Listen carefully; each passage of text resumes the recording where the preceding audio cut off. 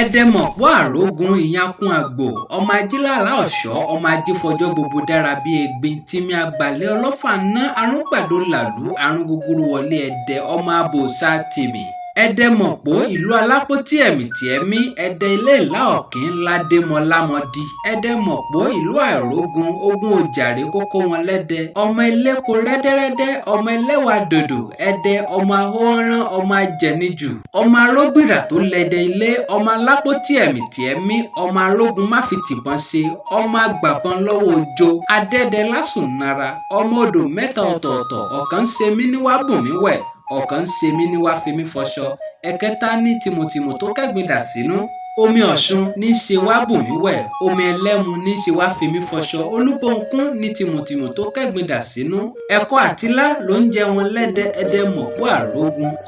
Gbonka dógun gẹ́gẹ́ bí àṣẹ Aláàfin Sango láti gbé Timi Agbale Olofa náà wá sílùú Ọ̀yọ́ ilé láti ìlú Ẹdẹ gbàrà tí Timi kófìrí Gbonka Ebiri ẹnu yà wípé ọ̀rẹ́ òun ti padà wá di ọ̀tá òun lòun náà bá ṣẹ́gun jíjálù ogun ò ṣeé rí àìjálù ogun ò sunwọ̀n bí ogun ò bá di àìjálù tán àmọkùnrin nígbẹ̀yìn àbá pínpín lẹ́sẹ̀ òǹdè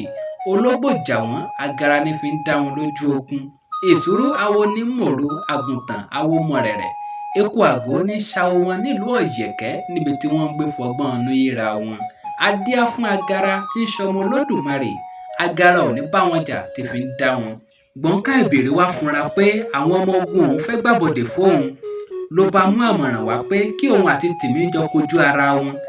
Timi gba àmọ̀ràn náà wọlé Timi Agbale Olofa ná fa ọfà rẹ̀ jáde ó kọjú rẹ̀ sí Gbonka Ebiri ọ̀gángán ojú Gbonka ni ọfà náà kọrí sí tí Gbonka sì yẹ ọfà náà Gbonka gẹ́gẹ́ bí alágbára tí ó ní àṣẹ tó gbóná ju ìpè àǹjọ̀nú lọ pàṣẹ fún Timi kí ó sùn lọ fọnfọn bí Timi ṣe sùn lọ rèé lójú ogun tó gbóná janjan èyí ló mú kí Gbonka dé Timi lọ́wọ́ àti ẹsẹ̀ ló bá di Ọ̀yọ́ ilé gbàrà tí Aláàfin Sango rí Gbonka ó ṣojú ayé bẹ́ẹ̀ ni pé inú òun dùn bí Gbonka ṣe gbé Timi wọ̀lú Ọ̀yọ́ ilé wá ó kí Gbonka kú iṣẹ́ takuntakun èròǹgbà Aláàfin Sango ni pé kí ẹnìkan pa ẹnìkejì sógun ló bá pe àwọn Ọ̀yọ́mèsì ìgbà náà láti gbà wọ́n lámọ̀ràn àwọn Ọ̀yọ́mèsì ìgbà náà gba Aláàfin lámọ̀ràn pé kí Aláàfin má gba ìjà tí Timi àti Gbonka jà ní ìlú Ẹdẹ wọlé léyìí tó túmọ̀ sí wípé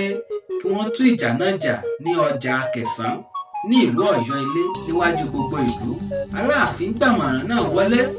Yorùbá bọ̀ wọ́n ní bá a bá dájọ́ ọjọ́ á pé bá a bá dàgbà ìgbà kò ọjọ́ ìjà náà pé gbogbo ìlú kọrí sí ọjà Akẹ̀sán láti lọ wòran àwọn ará ìlú òkùnkùn mọ nǹkan tó ń ṣẹlẹ̀ Timi ṣe bí akọni lóòótọ́ ó mú ọfà rẹ̀ jáde ló bá ta á sí Gbonka ṣùgbọ́n Gbonka tún yẹ ọfà náà Gbonka bá pa àṣẹ fún Timi kó sùn lọ fọnfọn bí Timi ṣe sùn lọ rèé bínú ṣe bí Gbonka rèé tó sì gbé orí Timi Agbale Olofa náà bí Timi ṣe kí ayédìgbò ṣe rèé. Inú àwọn Ọ̀yọ́mèsì àti Aláàfin Sango dùn wípé àwọn ti rẹ́yìn ọ̀kan nínú àwọn ọ̀tá àwọn tí inú àwọn aráàlú sì bàjẹ́ sí ìṣẹ̀lẹ̀ yìí kò pẹ́ kò jìnnà àṣírí tú sí Gbonka Ebiri lọ́wọ́ wípé Aláàfin Sango fẹ́ dá ẹ̀mí òun náà légbodò Gbonka sọ fún Aláàfin Sango pé kò sí agbára kankan yálà ẹbọra tàbí èèyàn tó lè pa òun nílẹ̀ Ọ̀yọ́ ló bá sọ fún Aláàfin Sango láti fi orí àpèrè sílẹ̀ tàbí kó pa ara rẹ̀ tí Aláàfin bá wá rò wípé irọ́ lòun pa kí Aláàfin dá onírúurú iná kí wọ́n sì ju òun sínú rẹ̀ inú Aláàfin Sango dùn ó sì wípé àsìkò rèé láti rẹ́yìn ọ̀tá òun kejì ló bá pa àṣẹ wípé kí àwọn ẹ̀ṣọ́ lọ dá iná ní ìlọ́po 7 kí wọ́n da ohun búburú gbogbo sínú ẹ̀ láti rẹ́yìn Gbonka Ebiri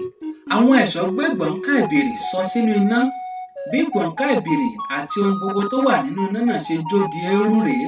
Aláàfin Sango ń dunnú tí àwọn ọ̀rẹ́ rẹ̀ sì ń kí kú oríire wípé Aláàfin Sango ti rẹ́yìn àwọn ọ̀tá rẹ̀ méjèèjì kò pẹ́ kò jìnnà ni oníṣẹ́ jẹ́ fún Aláàfin Sango pé Gbonka Ebiri ò kú o Gbonka èèmọ̀ ó ti ń jó ní àárín ìlú tó sì ti kọrí sọ́nà ààfin ẹ̀rù bà Aláàfin Sango Gbonka dé ààfin ló bá wí fún ọba pé ọjọ́ 5 lòun fún ọba kó fi kúrò lórí àpèrè tàbí kí ó pa ara rẹ̀ tí ọba bá sì kọ̀ tí kò ṣe bẹ́ẹ̀ fúnra òun lòun yóò fi òkò lé e jáde kúrò láàfin Aláàfin Ṣàngó bá rò wípé ikú yájẹ̀sín. Ìdí nìyí tí Aláàfin Ṣàngó fi wọlẹ̀ lọ tí wọ́n sì ń bọ Aláàfin Ṣàngó ní ọrọọrún tá a sì mọ̀ sí ọjọ́ márùn-ún tí ń ṣe ọjọ́ jàkúta.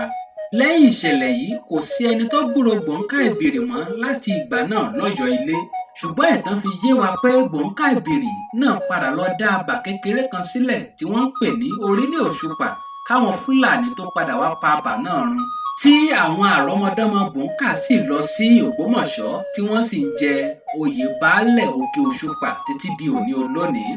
Ojú tẹ́ fi ń wò ò ní fọ́, etí tẹ́ fi ń gbọ́ mi ò ní ya pérégede bí ọwọ́ aṣọ. Gbogbo àwọn tájọ kóṣẹ́ ọpọlọ yìí papọ̀ náà ni mo kí fún ìpolówó, àmọ̀ràn tàbí ẹ̀yin wá MC tó dáńtọ́. Ẹ lè pè mí sórí ẹ̀rọ ìbánisọ̀rọ̀ yìí 08103334760. Ẹ bá mi share lógúnlógún lọ́gbọ̀nlọ́gbọ̀n kó lè kárí ilé kárí oko.